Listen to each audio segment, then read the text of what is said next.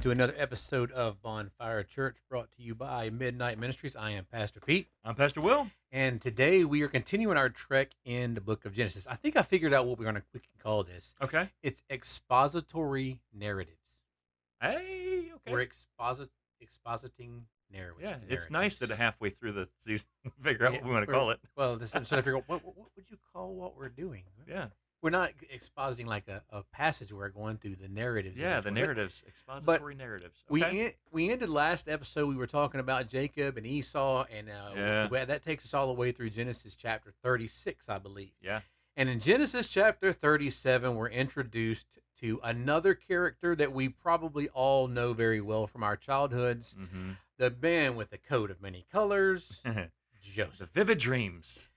So now he's the topic of our episode tonight, because we always hear that story, mm-hmm. and it's always told from an aspect of, Joseph was the favorite. He had the coat of many colors, and that's kind of where a lot of it stops. And then sometimes they'll carry on to where he was sold into slavery and go down the path of the life that he had to go through. Yeah. But as we've been doing with the other narratives during this season, we really want to unwrap. Okay, try for a minute to put just one of your shoes, one of your feet, into one of his sandals. Yeah. And feel what those cute little stories were about, And the first one we got to talk about is he was not a favorite among the brethren. No. Among his brothers, he was not a favorite. Why was that? Well, there's a couple things. First of all, he was the favorite of his daddy, mm-hmm. And when you have a favorite sibling, the other siblings tend to get a little defensive and possessive. Right. So you kind of get turned on a little bit. So therefore, parents don't have favorites, or at least Right. don't tell your kids you have favorites. Try not to let it be known. Well, it's not just that. It's not only that he was the favorite, but he insisted on bragging about it. Yeah, he was an oversharer. He liked to share. You ever heard TMI? Yes. TMI. Too much information. And I say that to say that there are some dreams. Yeah, but all of us, we're people. We all have subconscious dreams, and I don't think they all need to be spoken about. No, probably not. Some of the ones where I win an argument with my wife, I don't need to wake up and tell her about that argument. The argument that I won in my dream, right? Yeah. Did you ever watch? Because what I'm getting, Go ahead. If I do that, if I do that, I feel like I might end up sold into slavery myself. Yes. By my wife, so I don't do that. There's a thing in Austin Powers, International Man of Mystery, where after the thawing process from being frozen in time, he has this issue where he speaks everything that's in his mind. He has no inner monologue. There is no inner monologue. And he even says at one point, how can I tell them that this is my inner monologue and this is not supposed to be spoken out loud? Yeah. Well, Jacob has this issue of speaking his inner monologue. Joseph. Yes, I'm sorry. Joseph. Jacob was last week. The J names mess me up all the time. But anyway, and we just did James last month. He doesn't stop talking. Just stop. Well, especially when you're dreaming about ruling over your brothers, it's not wise to wake up and say, I had this dream and I think it means that you guys are going to bow down to me. Yeah. Did you know you're going to worship me one day? You're going to worship. That's just not going to end well. You could start now if you wanted to. So, and we could sit here all day and honestly probably in some way, shape, or form justify the actions of the brothers because of Jacob, Joseph. Now I'm doing it. See, there you go. Joseph's inability to not share these things. But he had a gift. Yeah, he did. He had a gift, and that gift got him into both into a lot of trouble, but also got him out of some trouble, as we'll see a little bit later on. Right. So he starts out with these dreams, and I think the funny one. What was the first one? Was there were 7 hay bales? I don't Gosh. remember the dream. Let's Yeah. see. Joseph had a dream, and we told his brothers they hated him even more. He said to them, "Hear this dream when I have dreamed. Behold, we were binding sheaves in the field, and behold, my sheaf arose and stood upright, and behold, your sheaves gathered around it and bowed down to my sheaf." Okay, I'm going to Yeah. look at my brother and be like, "Dude, you talk about that one more time, I'm going to knock knock your teeth out." Yeah. It's just And that's and the way understanding I that the respond. brothers knew he has this gift. It's not new. They Yeah, understand. Yes, we know you interpret dreams. You have it. You have right. prophetic dreams. Stop bragging about it, dude.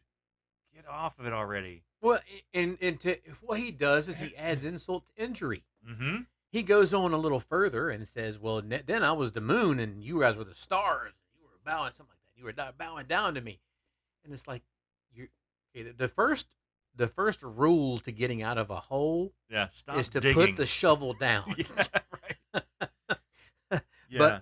but he shares these dreams, and they're dreams that the Lord's given him. He's Exactly. and I can understand if the Lord gives you a vision or a dream, and puts that on your heart. It's hard not to share it. Yeah. Having And be specific with it too, because we're saying, we're kind of joking around about, hey, stop talking about it. You're right, gonna get yourself in trouble. right, But Joseph is ordained to have this gift. yeah. This is his talent, Mhm. if you will, right? The gifts of the talents, Right. and you use your talent the way you're supposed to be using it. You might end up in trouble for using the gift and talent that God gave you. Yeah, Accept it. Be in trouble because God gave you this gift for a reason. yeah, And we'll find out as Joseph's life progresses, the things that he goes through, there are ups and downs. There are mountaintops and there are valleys, but he's faithful to his gift. He's yeah. faithful to God the entire time. And I think something could be said to that to preachers and pastors of churches out there is Mhm. we have a responsibility Yes. to speak the truth of God's word, even when it's not a popular opinion. Yep. And trying to fit in with the culture and those things, we've lost sight on what it means. We've lost the gift. We've Yeah. lost the calling, Yeah. if you will, because we've turned it to something about us. Yeah. But with Joseph, he does it enough times to where brothers do what brothers do, and it's not like it is now. And up to this point, keep in mind what stories do we have about how brothers treat each other? Cain and Abel comes That, to that, mind that, first. that was the first one. Yeah, that was the first. Two brothers didn't go very well. Yeah, the one we just talked about So we last just week. talked about Jacob and Esau Yeah. last week. They another brotherly Yeah. type Didn't thing. didn't end well. Didn't end well. Actually, I take that back. It did end well, but Didn't go. it didn't go well. Didn't go well. Yeah. Right. Well, we have this same thing here. Yeah. Brothers not liking what they hear. So what do? First, the first thing they decide to do, we're going to throw him into this pit, Yeah. and the idea is that we're going to let him just die here. Right. And of course, we see this when we hear this part of the story. What is it, when we hear the part of the story in our Bible school classes? What is the focus? It's always on the blood-stained coat of many colors. Right. That's the whole Mm-hmm. like view of this ordeal. Is we focus on that, but we're not focused on that he was thrown into a hole. Now I've hit my sister in the eye before. I busted my brother's nose once. Right. I mean, but I've never thrown her into a hole. Yeah. But not only that, but Never they do tried to that, kill him. and they're while they're over planning to kill him, kill him. The one of the brothers comes up with a better idea. Now I don't know in what language this was better, but this was his better idea. Right. Is instead, let's not kill him or let's not leave him here to die. Let's sell him into slavery. Right. So they're going to sell him into slavery, into I forget what the name of the. Well, it was Canaanites, I believe. Yeah, I think that's. He's brought to Egypt. While you're looking that up, so Ishmaelites. it's a progression, right? Ishmaelites. Ishmaelites. Imagine that. They married the Esau. He married through Esau. Esau. Yeah, There we go. Esau's descendants. It's all coming Yeah, it all comes together. It's a progression. They first formulate a plan to murder him, and then one of the brothers is like, that's a little bit extreme, guys. Let's not murder. Well, Let's if I'm just not throw him in a mistaken, pit. now I'm not reading this, but I'm not mistaken. It was because he'd planned to come back. They put him in the pit because one of the brothers had planned to come back later that night to rescue him. I don't remember I'm that gonna part. have to look that up. Hold on a second. Keep reading. But yeah, so I don't remember that. So anyway, they wanted to kill him. One of the brothers says, "Nah, well, that's too extreme. Put him in the pit." And then, as they were getting ready to come back, uh, they saw the slavers come up and like, okay, even better idea. Let's just he doesn't have to die. Mhm. Let's just sell him into slavery. He can go away. So it's I'm going to kill him. No, let him die on his own. No, get rid of him. Just send him down the river. Um, so this is the progression that it took. So no, I'm wrong. For some reason I had it in my head, and it could be one of those situations where I've seen it or heard it in a Bible story where one of the brothers is going to Right. go back. But no, one of the brothers, in an effort to not have the blood on their hands, Mm-hmm. he's now in my Bible it says Ishmaelites in one spot, another spot is Midianite traders pass by. So, Yeah, I see but if you Midianites look down at verse 29, sold him to Ishmaelites. Reuben did return to the pit. That's what I was thinking of. Reuben did return to the pit and saw Right. that Joseph was not there. Yeah.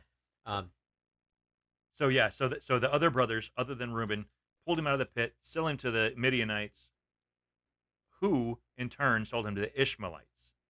I think other way around. Then it said Ish, then Midianite sell him traders passed by, and they drew Joseph up, lifted him out of the pit, and sold him to Ishmaelites for 20 shekels of silver. and they took him to Egypt. Yeah. And now we get to the story part of the other part of the story, and that's the leg of the story a lot of us like to skip over. And there's other legs of this story that we like to skip over as Sure. well. But this is one of the legs that we like to skip over and kind of graze over what just happened. Mm-hmm. And we have a problem with this in the world today and in our country today of a type of slavery. What do they call it? Where I forget what it's called, kidnapping and selling. Oh, sex slaves kind of thing. And Yeah. the same Yeah. thing happens even now. Yeah, it's trafficking of persons or That's it, trafficking. yeah, Human trafficking. human trafficking. What we have a situation is an Old Testament human trafficking. They've sold their brother into slavery to Well, yes and no. to improve their life, to get him out of their lives, and in hopes that he's out of their way, I guess you could say. Yeah. But he's sold by the brothers into Yes, these, yeah. and this is the part where they go. Goes to Potiphar's house, Mm-hmm. and then Potiphar takes Joseph, makes him, puts him over charge of his entire house. And then as we read into the story a little further, Potiphar's wife finds Joseph to be attractive, Mm-hmm. and makes passes at him, and even goes as far as to try to seduce him, and he runs away. And then, of course, she screams that it was the other way around. How many times have we heard, when it comes to sin, to fight against sin nature and do all the things, except for one? When it comes to sexual sin, flee, run away. Flee. Don't try to fight it. Don't try to stand there and face Flee. the arrows. Get out of there. And what does Run Joseph away. do? He flees. He flees. He does exactly what he's supposed to do. Yeah. And what this does is puts him in another situation of, now he's back in prison again, Yeah. having done nothing wrong, Yeah. but he's been accused of wrongdoing. Well, how did he get into Potiphar's house to begin with? Again, we go back to being faithful. Mhm. He was seen to have been able to do these things Right. by his by the gifts the Lord had given him, and Potiphar takes advantage of this and is like, okay, you're going to be a helper to me. Mhm. You're going to be the storekeeper, and you're good at tracking all this stuff. You're very talented. Let me employ you. Mhm. And it turns out that he was very, very good. And I love this because Scripture says in where are we here? This is 39 verse 6. At the end of it, it says, "Now Joseph was handsome in form and appearance." Yeah, I just He read was that such line. a handsome man. He's such a good-looking fella. It came to pass after these things that his master's wife cast longing eyes on Joseph and said, "Lie with me." Yeah. Remember this: Joseph was a slave. Mhm. He wasn't hired hand. He wasn't co-equal employer-employee Right. He was a relationship. servant. Yeah. He's a slave. Yeah. You do what the master tells you to do. Potiphar's wife is the slave master, Mhm. just like Potiphar is. Would Potiphar have agreed to it and whatever? Probably not. Of course, you don't want your wife doing these things. But Yeah. regardless of which way it went, even if she had been the one, if she admitted to being the one making the passes, he still disobeyed. He still deserves to go back to jail. Well, keep in mind too. Let's go back to the reality of this story. This is not modern times. Again, No, we talked about last week. We can't get this mixed up in modern times. There wasn't a trial by your peers. There nope. wasn't. Well, let's look back. Let's go back and look at footage. Yeah, Let's look at tape. There's no going back. It was she said it, and that was it. yes. There And there she was had the authority. right, and there was no opportunity for him to clear his name. It was just automatically you're done. Yep. You're and going. It's it. And can I be honest with you about something? If I'm Joseph, I've got to, at this point, and follow me here. I've been the favorite son in my home. I was sold into slavery. Yeah. I get brought into Egypt. I'm a slave. I'm in a place I've never known before. I'm afraid, but I get taken into this. This Potiphar purchases me to be his slave, and I'm rise up to being the senior guy in his place, Mm-hmm.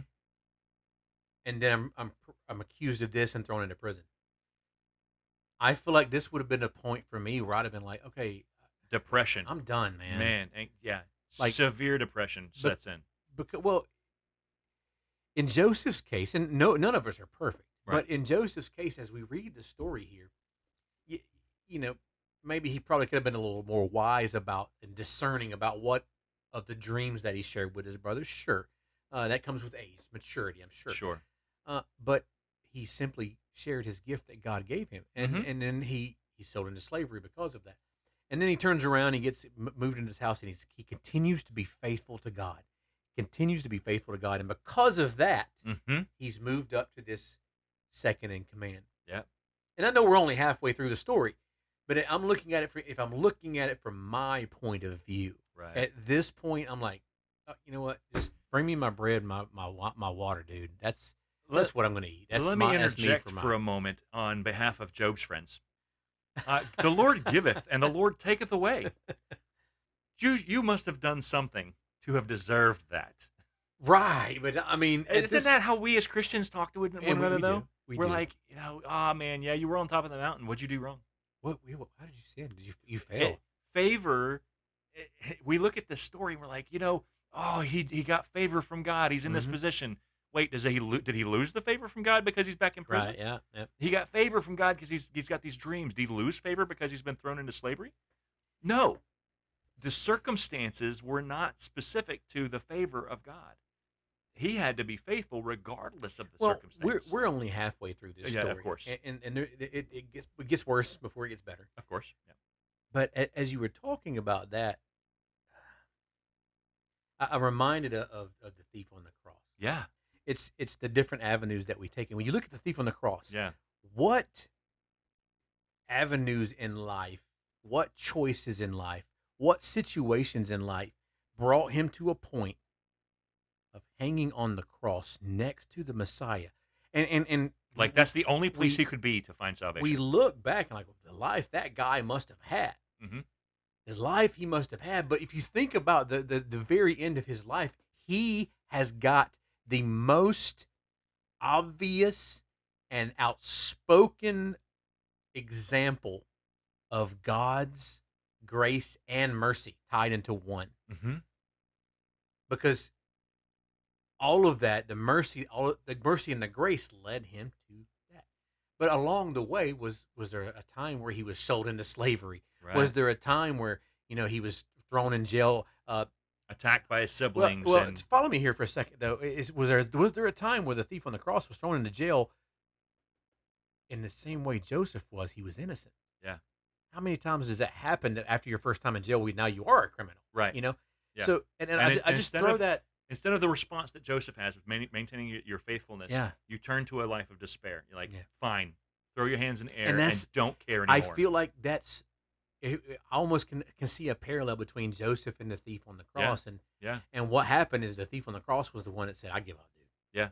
I'm just take me where you're going to take me." And especially in a go back to the 21st century view of things, that is what we do. Yeah, We absolutely. give up Yep.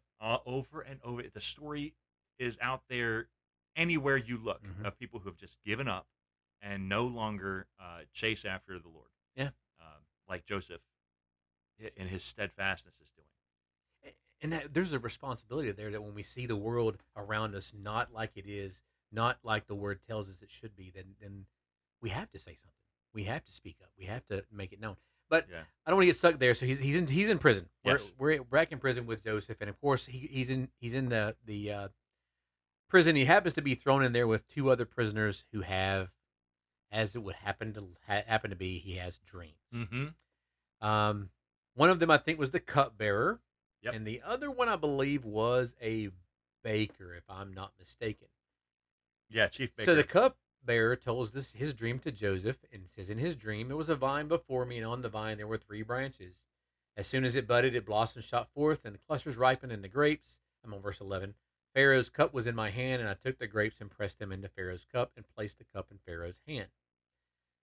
And Joseph takes that and interprets that dream. And then the Mm-hmm. baker gives him a dream. And unfortunately, as we'll read here in the latter verses of chapter 40, the baker's dream and interpretation don't end as well as it does for the cupbearer. Right.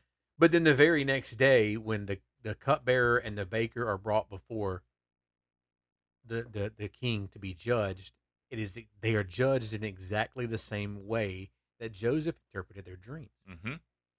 So I believe, if I'm not mistaken, the baker loses his head. Yeah. In 3 days, Pharaoh will lift up your head from you and hang you on a tree, and the birds will eat the flesh from you. Right. Yep.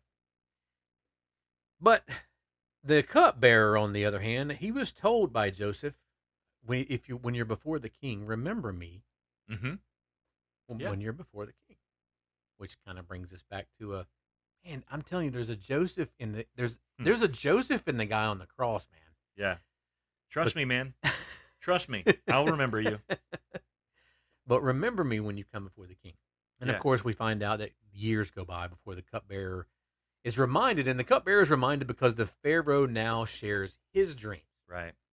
He's had a dream, and he shares it with this wise men. He shares it with all the magicians Yeah. and naysayers and whatever else. I don't know what else they call them out there. Necromancy. I don't know. Yeah. The All the people. all All the those people weird that were people, supposed to be able to discern the but dream. none of them could do it. And it was that point that the cupbearer's like, "Oh, snap, king! Wait a minute, I know a guy. I know a guy." And he brings up Joseph. Well, of course, as soon as that happens, they go down to the prison, get Joseph. Of course, he's got to be cleaned up at this point because he's been in prison for quite some time, Mm-hmm. shaved up and cleaned up and brought before the Pharaoh. And the Pharaoh shares his two dreams. One, I believe, it consists of two sets of cows, some skinny cows and some fat cows. I believe, 7 cows, plump and attractive, came up out of the Nile and fed on the reed grass. and then there was seven skinny cows. Yep. And the seven skinny cows eat the seven fat cows. Yep.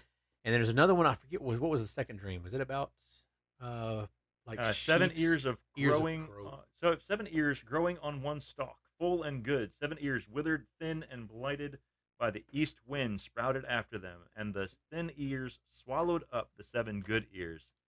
And I told it to the magicians, but there was none who could explain it to me, Right. saith Pharaoh. So he basically goes and he interprets both of the dreams to mean the same thing. Yep.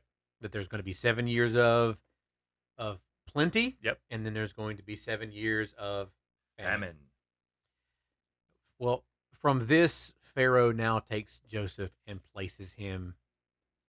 He's second in command only to Pharaoh. Yeah. He wears the ring. He rises to the top of the food chain. Mm-hmm. And again, I throw back the different reactions to the way they were in prison. He didn't give up, and he rises to power. Can I We go have down a another rabbit path. hole real quick? Go for a rabbit hole. Okay. We So got last time you 19 had a rabbit minutes. hole. This time I've got a rabbit hole because historically speaking, let me rephrase. Not historically. Archaeologically speaking, in Egypt you have pyramids. The pyramids are set in a way that is it's got certain compartments and configured in certain ways, right? No one knows how the pyramids were created. No one knows why they were created. They are now used a lot of times, not in total, but a lot of times used as graves, essentially, for ex pharaohs. Um, however, a lot of scholars think they look back at this 7 years of plenty and realize they had nowhere to put all the extra excess grain and stuff. And it is believed in some circles that the pyramid is a silo for the excess grain. 7 years worth of millions of people's food source were stored in the pyramids of Egypt. True or false? I don't know. Sounds cool. I'm going with the pigeon from Bolt. Pigeon from Bolt. Wait for it. Aliens. Yes. Also a viable possibility. I don't know. I have heard that as a theory. Yeah. I don't know how much weight it has. Yeah. But I have heard that as a theory of one of the potential reasons things they were used for. But Yeah. I've always just Yeah. became I'm of the aliens. mind I don't care. Aliens brought them down. Aliens did that. Nephilim is also an argument. The Nephilim did it. That's the giants, right? Yeah, the giants. No, Yeah. no. I saw a movie too where the Nephilim built the ark. So True. They were rock. Those are rock people, though. Those. All right, enough of our. Yeah, no more rabbit hole. No more Hollywood Bible. Okay. Moving on. But then, as we've talked about, so the 7 years of plenty go, and Joseph comes up with all the plans of storage and all these things. He's got it all figured out. Yeah. And then he's even got it to where people, like, basically the Pharaoh owns everything. Yep.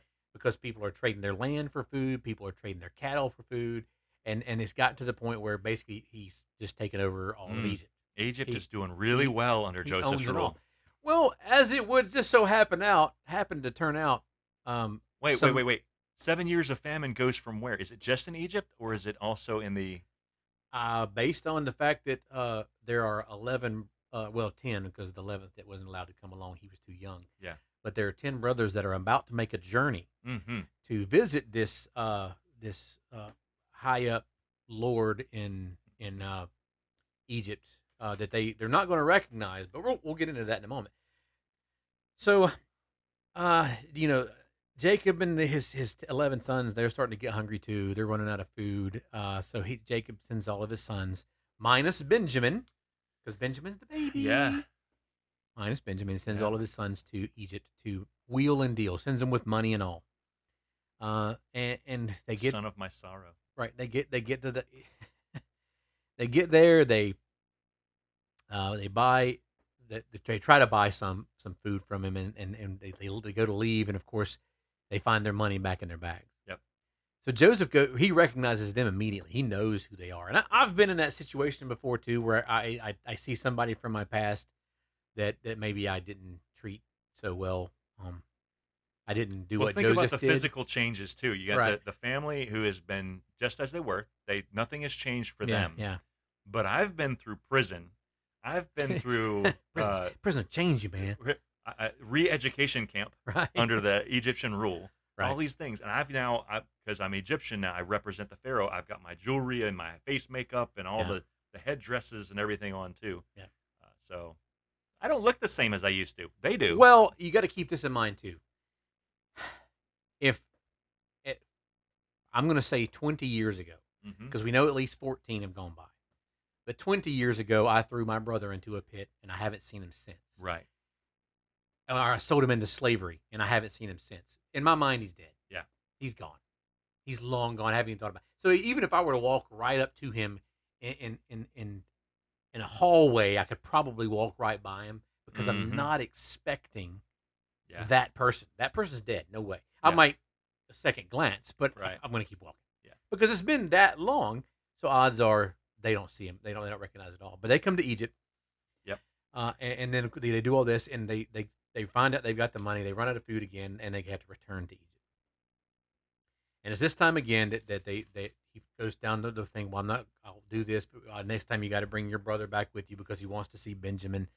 He begins to test him in different ways, and of course now I'm in like chapter 43 or 44, something like that. But in each time, Joseph does not reveal who he is to them, Nope. but he continues to bless. And I think what we have here is we have Joseph putting into practice somewhat of what the Bible, the New Testament, tells us about our money is not to let our right hand know what our left hand is doing. Right. He's trying to bless his family without it being known that he's the one doing it, and without trying to bring the credit upon himself. Yeah. So there's a little bit of that in there, but the end of the story comes down to as we get to that point where he's got Benjamin there, and he's even trapped Benjamin into stealing some silver. I think they stuff money into the bags. They send the money back every time, but this Yeah. last time he hides his cup. He hides his cup in Benjamin's bag because he wants it to look as though they stole. Right.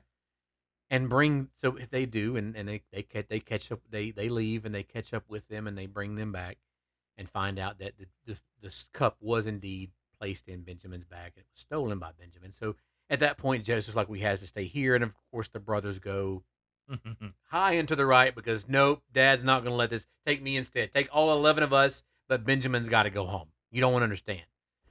And it's at this point that you see Joseph gets to a point where he cannot handle it anymore. Here's what's interesting about that. When we look back at somebody who wronged us 20 years ago, do we respond with the same compassion that Joseph did? So we have 10 brothers here, and I say 10 because I kind of keep leaving Benjamin out because he's innocent. I kid. These brothers threw him into a pit with the intent of killing him, taking his life from him, and decided, you know what? Let's human traffic him instead. Yep. And then 20 years have gone by, and sure, I'm in a good place now, but it hasn't always been good. I'm sure there was some dark nights in the prison. Right. Oh yeah. I'm sure there were some lonely nights. And what do you think about those times? I'm sure there were Why some you're scary. there. Right. Some of those times, some of those memories and those thoughts stick with the person. Yeah. But for Joseph is so emotional because he's filled with so much love for the same brothers that sold him into slavery. You see his character begin to shine through in the darkness. Yeah. And it's beautiful to see that. But I want to read one part of this passage in Genesis chapter 50. Oh, 50. Okay. Well, let's. I was at 45. Yeah, I'm at 45 too. But Okay. So let's go through this part. So Joseph lets him know who he is. They go back. They get his father. They bring everyone to Egypt. At the same time, Joseph brings his son Manasseh and Ephraim before him. And it's interesting here. That's another episode if you ask me. Sure. The blessing of Manasseh, because in order for Jacob to do this, he crosses his hands. He intentionally blesses the younger. Now keep in mind, this same Jacob is the one that God dislocated his hip so he would depend on him. Exactly. And he intentionally goes toward Manasseh and nope, Ephraim. And does it, and Joseph grabs his hand and puts it back on Manasseh's head. But Jacob knew what he was doing. He knew what he was doing when he blessed Ephraim and blessed him with the initial and Manasseh as the second. So we see that same thing, that same prophecy. Now keep in mind, the Lord prophesied this in Genesis chapter 25, verse 23. 2 nations. That's right. Not just 2 people. Nope. 2 nations are at war in your womb. Yeah. And the interesting part about that is we see the secondborn blessed again. Right. By the secondborn. Yeah. That stole it from the firstborn. And what is it that Joseph is it creates here, or in this part of not creates it part of the 12 tribes 12 tribes, of right? Israel. That's the nation of Israel. Hmm. Where's Esau? He's on the other side with Yep, Ishmael and the Ishmaelites, Ishmaelites, right? creating the nation of Islam. But we see that all 12 brothers, all of our nations, all the tribes of Israel are brought to Egypt, which sets us up for what's to come next. But I don't want to get too much into the Exodus and too much into Moses because that's for next week. Right. But one thing I want to look at is the spirit of Joseph in all of this. We can very easily get bitter toward our past.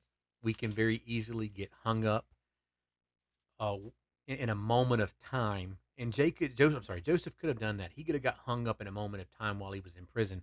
He could have got hung up in a moment of time while he was a slave, and let that moment of time be the one that defined him. But he didn't. Mm-hmm. He let the dreams that God gave him at that very long time ago. Those were what drove him. But if we could, because as in my closing verses here, the one part that I wanted to read tonight is I want to read Joseph's response to his brothers, because after Jacob dies, they fully expect Joseph to throw Yeah. them into prison, Retribution. retribution, get them back. He's, I'm going to get mine. Vengeance is mine. It's time to pay back. Dad's dead. There's nobody to protect you. Yeah. But this is Joseph's response. When Joseph's brothers saw that their father was dead, they said, "It may be that Joseph will hate us and pay us back for all the evil that we did to him." So they sent a message to Joseph saying, "Your father gave this command before he died.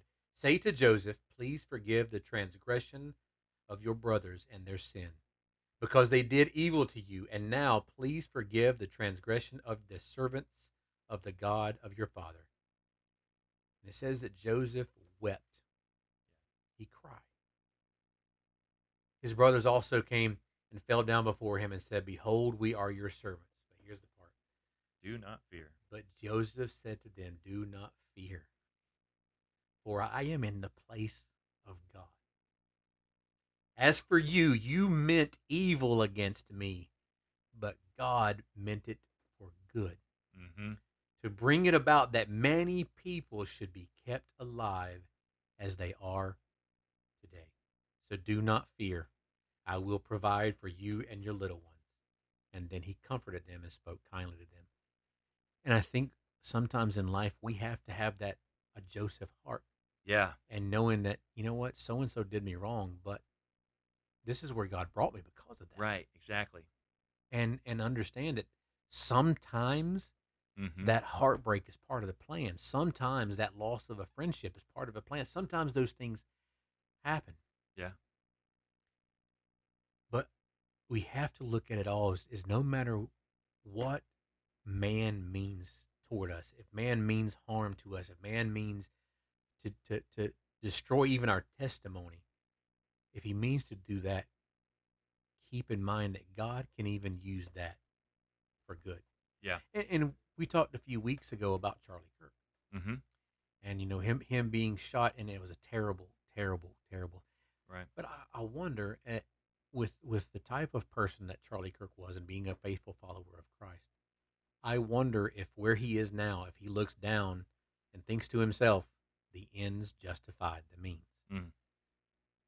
Because he saw that while that harm was done to me, we also can see throughout the world today some of the lasting effects Right. of those that would never open a Bible otherwise, Right. or would The never even revival be of just curious. But there's a revival going on in very small increments, very, very manageable growth is what's the beautiful part. yes. There's a revival happening with very manageable growth, Mm-hmm.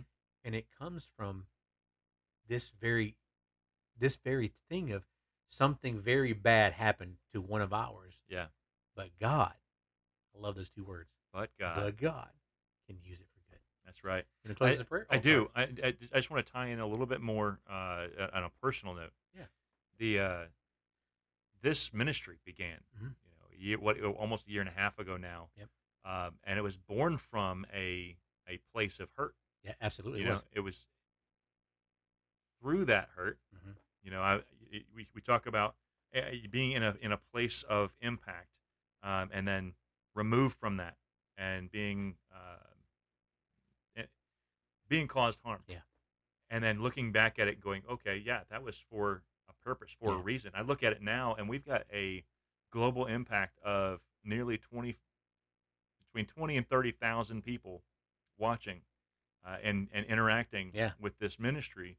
And I say global, meaning that because in different parts of the world, Yeah. Some of them I don't understand what they we said. yeah have to hit the Where's translate that button. translate button? Right.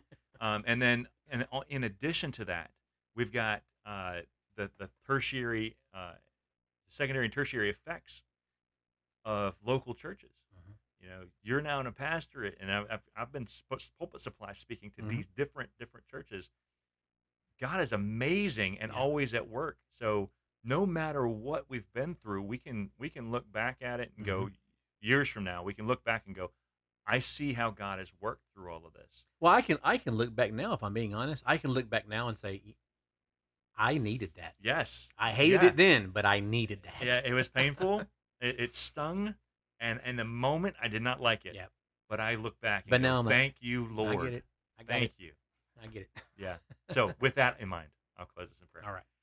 Father God, oh my gosh, we thank you for exactly what we just talked about. All of the things that have gone on that we can look back at and go, you know what? God was putting me in a place for a season, for a time such as this, and we are blessed to be in it.